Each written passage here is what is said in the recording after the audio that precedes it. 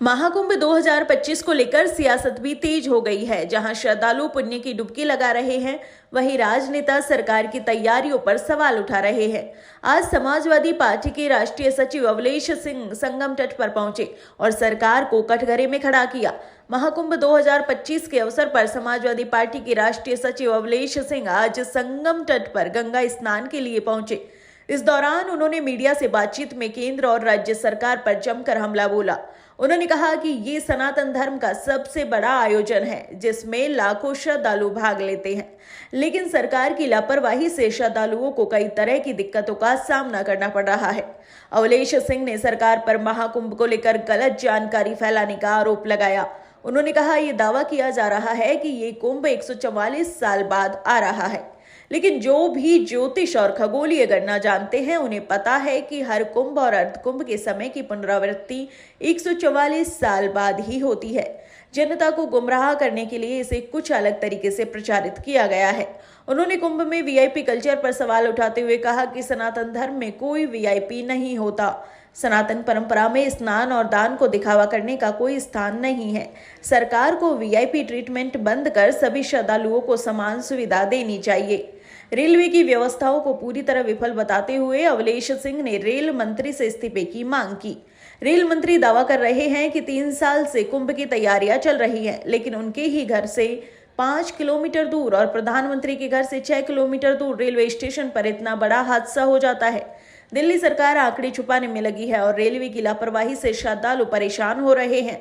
सरकार पूरी तरह से फेल साबित हुई है। अभी भी महत्वपूर्ण स्नान बाकी है और लाखों श्रद्धालु आने वाले हैं। प्रशासन को सतर्क रहने की जरूरत है, वरना श्रद्धालुओं को भारी मुश्किलों का सामना करना पड़ेगा। अब देखना होगा कि सरकार इन आरोपों पर क्या प्रतिक्रिया देती है और क्या महाकुंभ की व्यवस्थाओं में सुधार होता है या नहीं। नेशन 27 पर हम आपको महाकुंभ से जुड़ी हर अहम खबर देते रहेंगे। बताना चाहेंगे कि कुंभ मेला सनातन धर्म का सबसे बड़ा और पवित्र धार्मिक आयोजन है और इससे बड़ा आयोजन पूरे विश्व में कहीं नहीं होता है। और जहां एक साथ इतनी बड़ी संख्या में लोग आए और स्नान करे, पूरे भारत सहित दुनिया आए श्रद्धालुओं के साथ, कोई भी गलती या दुर्व्यवस्था नहीं होना चाहिए था। जब इतना बड़ा आयोजन हो रहा है तो सरकार को चाहिए था कि आने और जाने वाले श्रद्धालुओं को सुरक्षा और सुगमता का विशेष ध्यान रखना चाहिए था, लेकिन सरकार से बहुत बड़ी चूक हुई है।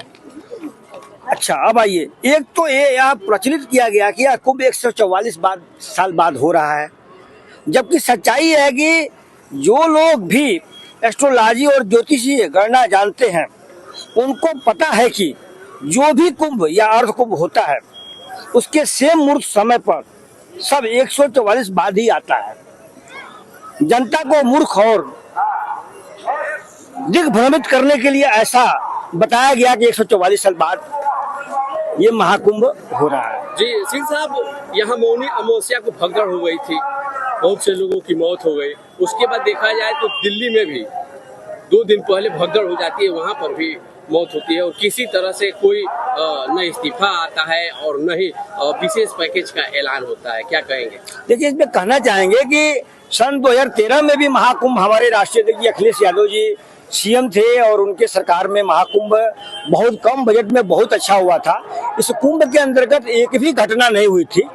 रेलवे की लापरवाही और प्लेटफार्म चेंज होने से एक छोटी सी घटना हो गई थी। उस घटना में जो इस मेला के प्रभारी थे हमारे आजम खान साहब और नगर विकास मंत्री थे, उन्होंने इस्तीफा तक दे दिया था और यहाँ के संतों से माफी तक मांगा था।